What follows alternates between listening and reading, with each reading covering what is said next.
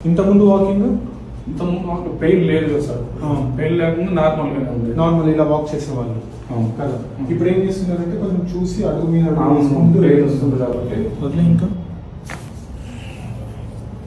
ఫ్రీగా సార్.